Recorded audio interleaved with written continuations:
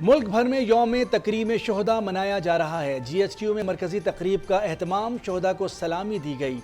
Army chief की बतौर मेहमान खुसूसी शिरकत। जनरल आसिम मुनीर ने यादगार शोहदा पर फूल रखे और फातिहा ख्वानी की। तकरीब में साबिक सिपह सालार कमर बाजवा, मुफ्ती मुनीबुर्रहमान, मौलाना खबीर, कौमी टीम के कप्तान बाबर आजम मोहम्मद रिजवान और तलबा व तालबात की शिरकत। उन्होंने भी यादगार शोहदा पर फूल रखे। आर्मी चीफ की शोहदा के बच्चों से गैर रस्मी मुलाकात। उन्होंने शोहदा के बच्चों से प्यार किया और उनमें घुल मिल गए। कहा कि पाक फौज शोहदा के तमाम बच्चों की वारिस है। फौज आपके शाना बशाना रहेगी। शहीद इमरान की बेटी से भी मुलाकात।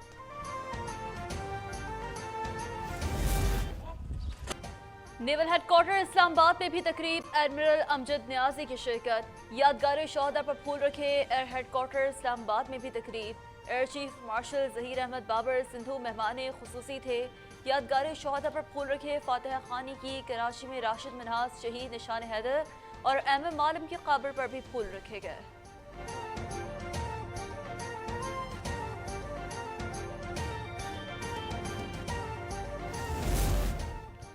मेजर अजीज भट्टी शहीद निशान हैदर की कब्र पर वर्सा और अवाम की हाजिरी। फौजी जवानों ने गार्ड ऑफ ऑनर पेश किया और फूल चढ़ाए। मेजर शब्बीर शरीफ शहीद निशान हैदर को खिराज अकीदत। विहाड़ी में मेजर तुफैल निशान हैदर के मज़ार पर हाजिरी। कैप्टन सुलेमान, कैप्टन आतिफ, हवलदार खुर्रम और लांस नाइक हकीम शहीद को भी गार्ड ऑफ ऑनर पेश किया गया। अवाम कहते हैं शोहदा हमारा फ़ख्र हैं, इनकी तकरीम में कमी नहीं आने देंगे। मुल्तान कोर, बहावलपुर और जिला डेरा बुगटी में भी तकरीबात।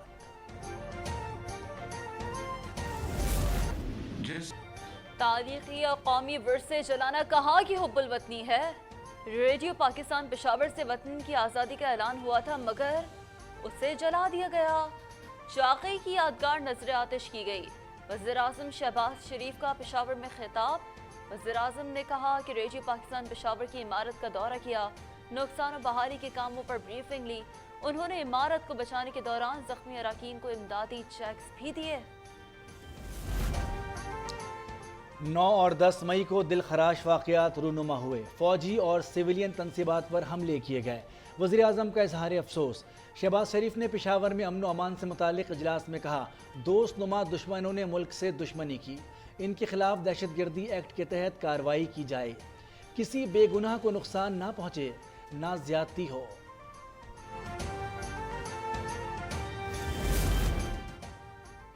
रेडियो पाकिस्तान की इमारत मनसूबाबंदी के तहत चलाई गई। हुजूम के साथ हमला किया गया। वज़ीर इत्तलात मरियम औरंगज़ेब का इजहार अफसोस।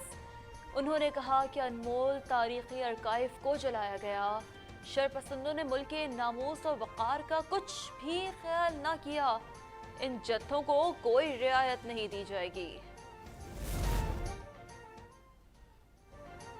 9 मई के हमलों के जिम्मेदार इमरान खान हैं। इसके ठोस शवाहिद मौजूद हैं। वफाकी वजीर एहसन इकबाल का अमरीकी नशरियाती इदारे को इंटरव्यू।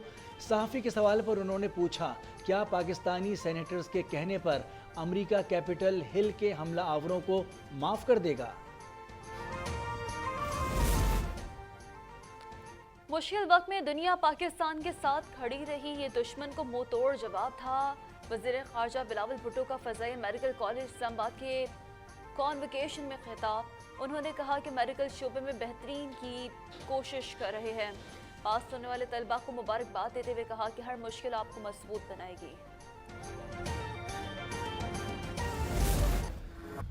सूबाई असेंबली 6 माह में तहलील हो जाए तो क्या 4.5 साल निगरां हुकूमत ही रहेगी?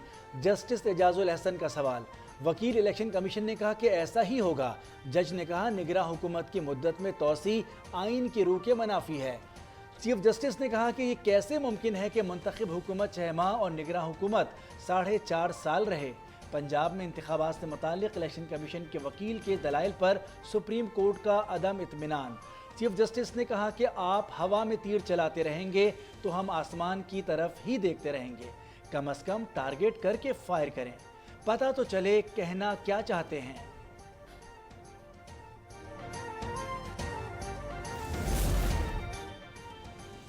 इलेक्शन कमीशन कब कहेगा कि अब बहुत हो गया, इंतखाबात हर सूरत होंगे? कब तक इंतखाबात आगे करके जमहूरियत कुर्बान करते रहेंगे? जब भी ऐसा हुआ कई साल नताइज भुगते। इलेक्शन कमीशन सियासी बात कर रहा है।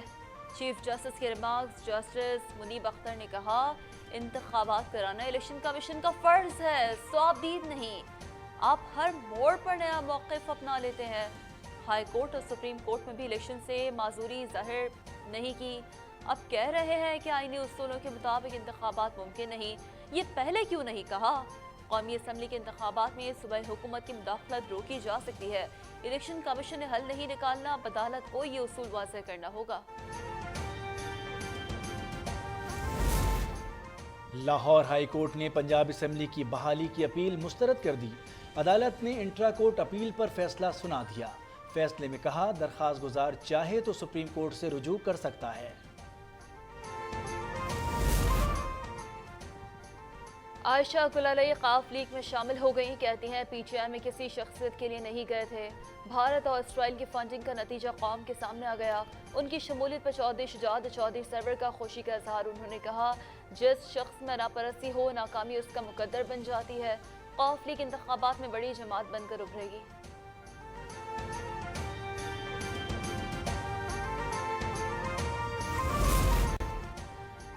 तहरीक इंसाफ के साबिक एमपीए जावेद अख्तर अंसारी ने पार्टी छोड़ दी। मुल्तान में प्रेस कॉन्फ्रेंस के दौरान सानह 9 मई पर इजहार मजम्मत। एहसानुल हक और डॉक्टर फजल ने भी पीटीआई से दामन छुड़ा लिया। पीटीआई के साबिक MNA doctor Haider peoples party में शामिल हो गए। वजीर मुमलिकत फैसल करीम कहते हैं, इमरान बहुत जल्द मुल्क छोड़कर चले जाएंगे।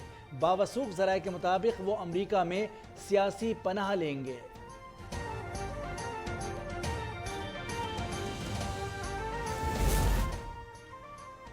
इमरान खान ने आर्टिकल 245 का नफाज सुप्रीम कोर्ट में चैलेंज कर दिया। कारकुनों की पकड़ धकड़ और आर्मी एक्ट के तहत कार्रवाई भी चैलेंज। इकदाम गैर आईनी करार देने और कारकुनों की रिहाई की अपील। उन्होंने कहा कि 9 मई की तहकीकात के लिए जुडिशल कमीशन भी तश्कील दिया जाए।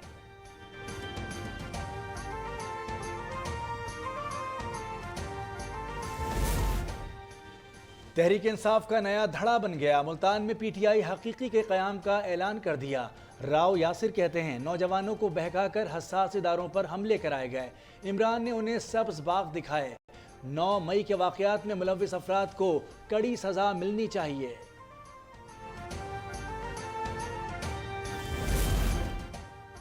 जुडिशल कॉम्प्लेक्स तोड़फोड़ केस में असद उमर की जमानत मंजूर। इंसदाद दहशतगर्दी अदालत इस्लामाबाद का 50,000 रुपये मचलिके जमा कराने का हुक्म। दूसरे केस में सेशन कोर्ट ने 29 मई तक जमानत मंजूर कर ली। 10,000 रुपये मचलिके जमा कराने की हिदायत।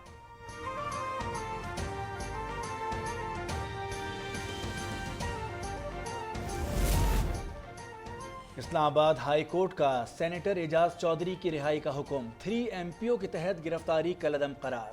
शीरी मजारी की गिरफ्तारी पर तौहीन अदालत केस। आईजी इस्लामाबाद की अदम मौजूदगी पर हाई कोर्ट का इजहार हैरत।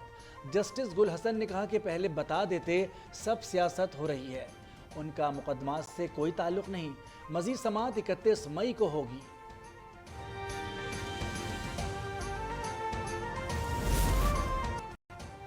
इरफान कादिर वज़ीर आज़म के मुआविन खुसूसी बराए एहतसाब मुकर्रर। शहबाज शरीफ ने मंजूरी दे दी। उनका ओहदा वफाकी वज़ीर के बराबर होगा।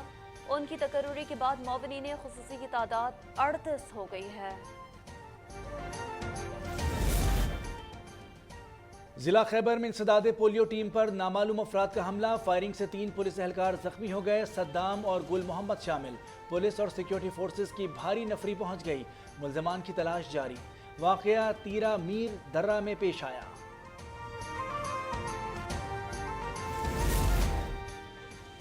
जैकबाबाद में पुलिस की बड़ी कामयाबी। मुकाबले में बदनाम डाकू जकरानी मारा गया।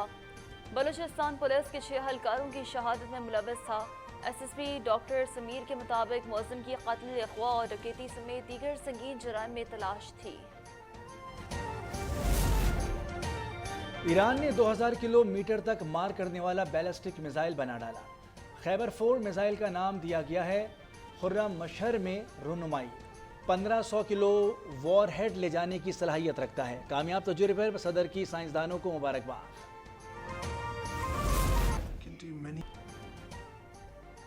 एक ऐसे शख्स की कहानी जो किसी को नजर नहीं आता। तन्हाई का शिकार हुआ तो शहर में तबाही मचा दी। खौफ और सनसनी से भरपूर फेयर द इनविजिबल मैन का ट्रेलर जारी। फिल्म सितंबर में रिलीज होगी।